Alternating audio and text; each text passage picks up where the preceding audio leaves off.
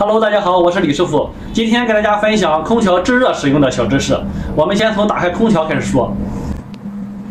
我们把遥控器调到制热模式，开机。冬天的时候开机，我们要过3到5分钟，空调才能吹风。这个过程呢，是一个防冷风的一个设计，要不然吹出来的是冷风，我们感觉到不舒服。所以说，空调我们开机之后，如果没有吹风，我们耐心等待10分钟。如果还不吹风的话，有可能是空调的问题。我们还要知道呢，冬天我们使用的时候呢，然后需要把这个过滤网进行清洗。我们看一下过滤网怎么清洗。其实过滤网的清洗非常简单啊，只要这边还有这边有2个卡扣。我们往用力掰一下，把这个上盖抬起来，把过滤网就可以取出来。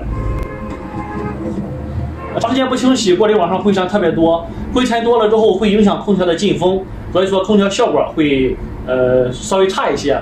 然后打开空调之后呢，然后这个地方我们可以用手摸一下，它是热的。如果这个地方长时间都不热，说明这空调有故障了啊。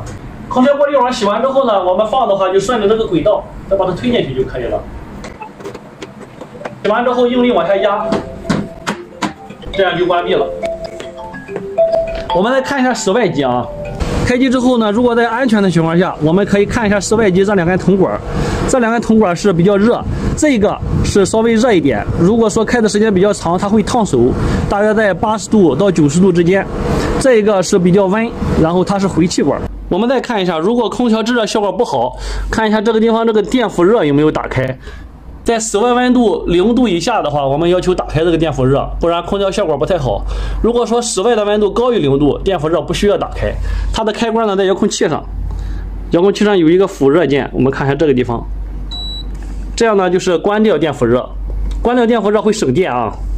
还有就是夏天，如果我们用的挡风板在这个地方的话，要把挡风板拆掉。冬天用挡风板会影响效果。还有我们在冬天使用的时候呢，室外机有的时候会化霜。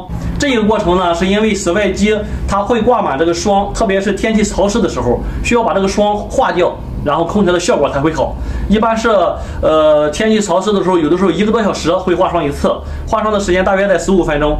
在化霜的过程中呢，室内机有的时候会产生这种咕噜咕噜的声音，这属于正常现象。室外机呢会产生这种白雾的现象，也属于正常的啊，大家不要害怕。好了，今天就给大家分享这么多知识啊，谢谢大家的观看。